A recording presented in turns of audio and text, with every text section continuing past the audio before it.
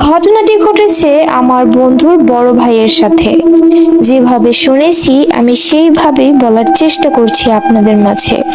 জীবনে এমন কিছু ঘটনা ঘটে যা মানুষের পক্ষে ভালো থাকা সম্ভব নয়।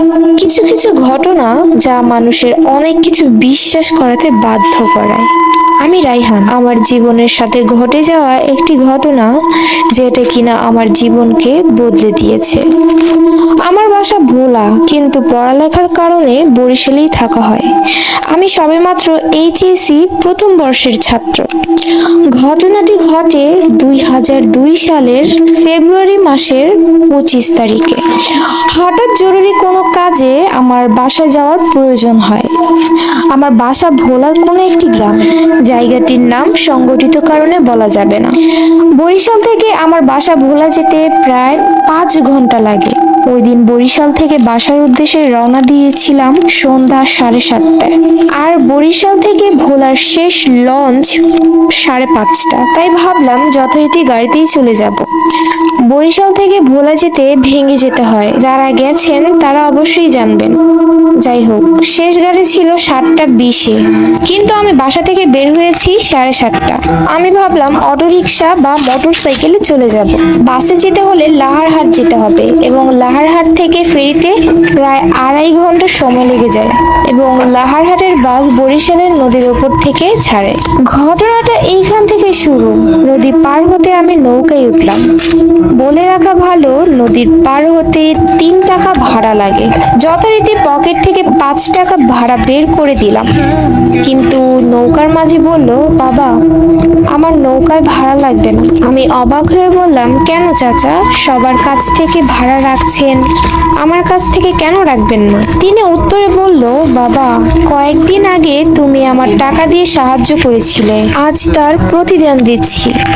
আমি অনেক জোরাজুরি করতেও সে নিল না। আমিও ব্যাপারটা স্বাভাবিকভাবেই নিলাম। যাই হোক, নদীর ওই পারে চলে আসলাম। আমি নৌকার পেছনে ছিলাম, তাই সবার শেষে আমি নৌকা থেকে নেমেছিলাম। যেই নামতে যাব ঠিক তখনই মাঝি ডাক দিল, রাইহান বাবা, সাবধানে যেও, সবসময় আল্লাহকে স্মরণ কইরো। বাবা, সাবধানে যেও, সাবধান। এমন ভাবে বলল সে যেন সামনে আমার জন্য ভয়ঙ্কর কিছু অপেক্ষা করছে। এর মধ্যে সবচেয়ে অবাক করার বিষয় হলো, মাঝি আমার নামটা জানলো কিভাবে। যাই হোক, আমি ভাবতে ভাবতে নৌকা থেকে নামলাম। ঘাট থেকে বাস স্ট্যান্ড মাত্র আধা মিনিট। আমি যখন বাস স্ট্যান্ডে গেলাম তখন ঘড়িতে তাকিয়ে দেখলাম রাত প্রায় 8টা। বাস স্ট্যান্ডে বাস আছে, ছাড়বে 8:30টায়। যথারীতি গাড়িতে উঠে বসলাম। গাড়িতে যাত্রী ছিল 15 জন। রাতের গাড়ি, এই জন্য হয়তো বা যাত্রী কম। মনে মনে ভাবতে রইলাম। সামনের দিকে ড্রাইভারের ঠিক পেছনেই বসার পর মনে হলো আমি নৌকায় ছোট্ট একটা ব্যাগ ফেলে রেখে এসেছি, তাতে আম্মুর অনেক মূল্যবান ওষুধ আছে। আমি ঘড়িতে দেখলাম রাত 8টা বেজে 15 মিনিট। গাড়ি ছাড়তে আরো 15 মিনিট বাকি আছে। আমি আর দেরি না করে সোজা নৌকার উদ্দেশ্যে ঘাটে চলে গেলাম। অনেক খোঁজাখুঁজি করার পরেও মাঝিটাকে আর পেলাম না। ঘড়িটির দিকে তাকিয়ে দেখলাম 8টা 28 বাজে, আর 2 মিনিটের মধ্যেই গাড়ি ছেড়ে দিবে, যার কারণে ব্যাগের আশা ছেড়ে গাড়ির উদ্দেশ্যে চলে আসলাম। আমি আগে গাড়ির সিটে যে তাকাতেই দেখলাম সেই ব্যাগটি আমার সিটের উপরই রাখা আছে। আমি একটু অবাকই হলাম, এটা কিভাবে সম্ভব যে ব্যাগটা আমি 30 মিনিট আগে নৌকায় ফেলে এসেছিলাম সেটা এখানে কিভাবে আসলো? এর উত্তর আমার এখনো অজানা রয়ে গেল। যাই হোক, গাড়িতে বসে এটা ওটা ভাবতে রইলাম। গাড়িটি ছাড়লো 8টা 40-এ। সবকিছু ঠিকঠাক। বরিশাল থেকে লাওয়ারহাট যেতে 15 মিনিট লাগে। 10 মিনিট পর কন্ট্রাক্টর ভাড়া কালেক্ট করা শুরু করলো, এবং বাসের সামনে থেকে তারা ভাড়া কালেক্ট করা শুরু করলো। ওই দিন সবার সামনের সিটে বসার পরেও ঠিক পেছনের সিট থেকে ভাড়া কালেক্ট করতে শুরু করলো। ভাবলাম হয়তো কন্ট্রাক্টরের ভুল। সব ভাড়া উঠানোর পর কন্ট্রাক্টর ড্রাইভারের পাশে এসে কথা বলতে রইলো ড্রাইভারের সাথে। আমি ডাকলাম, মামা, ভাড়া নেন। কন্ট্রাক্টর বলল, আপনার ভাড়া দেওয়া লাগবে না মামা। আমি জানতে চাইলাম, কেন? সবার কাছ থেকে ভাড়া নিচ্ছেন, তাহলে আমারটা নেবেন না কেন? উত্তরে কন্ট্রাক্টর সেই মাঝির মতো একই উত্তর দিল, তুমি একদিন আমাকে টাকা দিয়ে সাহায্য করেছিলে, আজ আমি তার শোধ দিলাম।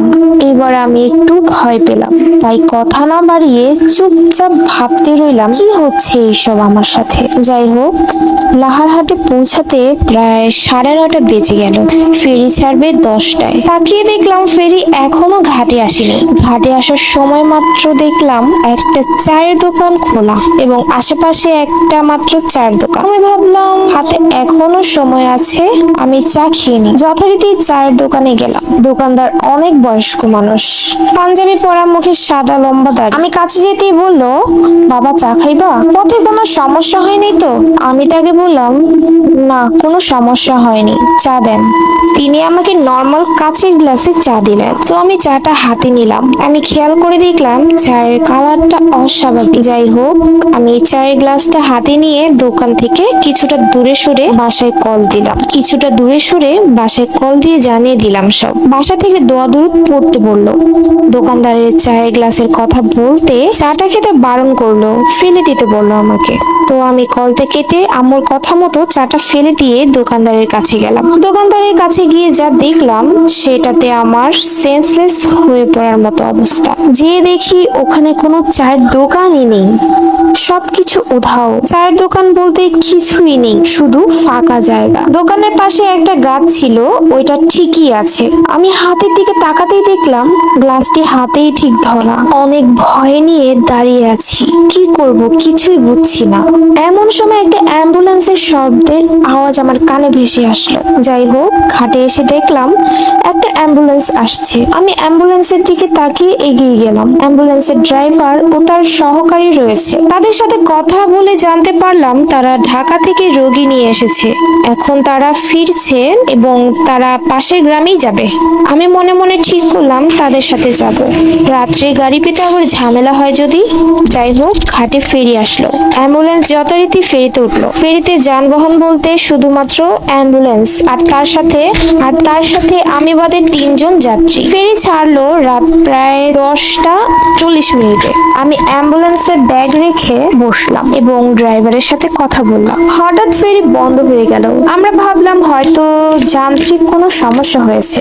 ফেরি কি হয়েছে জানতে অ্যাম্বুলেন্স থেকে নামলাম। ফেরির ইঞ্জিনের কাছে গেলাম, দেখলাম কেউ নেই। ইঞ্জিন মাস্টার বিচের কাছে যাওয়ার সিদ্ধান্ত নিলেন। আমরা সবাই জানি ফেরির ড্রাইভারের সিটটা একটু উপরে হয়।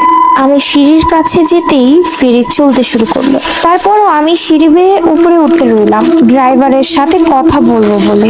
আমি সিঁড়ি বেয়ে উপরে উঠে কি মনে করে যেন নিচে তাকাতেই যা দেখলাম তা ভাবতেই আমার এখনো গা শিউরে ওঠে।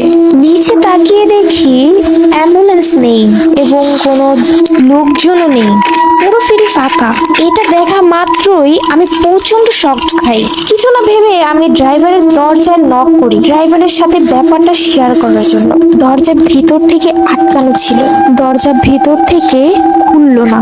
সবচেয়ে অবাক করার বিষয় হলো ড্রাইভারের কেবিনে কোনো মানুষই নেই। ফেরির স্টিয়ারিং একা একা ডানে বামে ঘুরছে। এটা দেখে আমি আর নিজেকে আর ধরে রাখতে পারলাম না। সেন্সলেস হয়ে ওইখানেই পড়ে রইলাম। যখন সেন্স ফেরে তখন দেখি আমি আমার নিজ বাসার বিছানায় শুয়ে আছি। তখন বিকাল 4টা। কিভাবে বাসায় আসলাম জিজ্ঞাসা করতে আমার আব্বু বলল আমি আসতে দেরি করায় আব্বু রাত 1টার দিকে বাসা থেকে বের হয়ে যায় এবং বাড়ি থেকে 5 কিলোমিটার দূরে বাস স্ট্যান্ডে রওনা দেয়। 2 কিলোমিটার যাওয়ার পর আব্বুর মোবাইলে একটা কল আসে। ফোনটা রিসিভ করতেই ওপাশ থেকে একজন বলে ওঠে, কাকা আপনি কোনো টেনশন নিয়েন না, আপনি আলামিন মসজিদের কাছে যান, ওইখানে রায়হানকে পাবেন। এইটুকু বলে লাইনটা কেটে দিল। রিপ্লাই দেওয়ার কোনো সুযোগই দিল না। বলে রাখা ভালো আমার বাসা থেকে আলামিনের মসজিদ দূরত্ব প্রায় 10 মিনিটের এবং ওইটার পাশ দিয়ে একটু আগেই আব্বু এসেছে। তখন তিনি আমাকে ওইখানে দেখেন না। যাই হোক, আব্বু তাড়াতাড়ি মসজিদে আসলেন। এসে দেখতে পেলেন মসজিদের বাইরে জানাজার যে খাট তার পাশেই আমি সেন্সলেস অবস্থায় পড়ে আছি এবং 2টা জানাজার খাটের মধ্যে মধ্যে পড়ে আছে আমার ব্যাগটা। এই অবস্থা দেখে আব্বু মসজিদের ইমাম সাহেবকে ঘুম থেকে ডেকে তুললেন এবং আমাকে তাড়াতাড়ি করে বাসে নিয়ে আসলেন। 2-3 দিন পর আমি সুস্থ হই। যাই হোক, ঘটনাটার পরদিন রাতে আমি কি মনে করে যেন মানিব্যাগ চেক করতেই দেখতে পেলাম আমার মানিব্যাগে অতিরিক্ত 200 টাকা আছে। আমার স্পষ্ট মনে আছে বরিশাল থেকে ভোলা রওনা দেওয়ার সময় আমার মানিব্যাগে 740 টাকা ছিল। মানিব্যাগের এর চেয়ে বেশি 1 টাকাও ছিল না, আর মানিব্যাগে 100 টাকার কোনো নোটও ছিল না।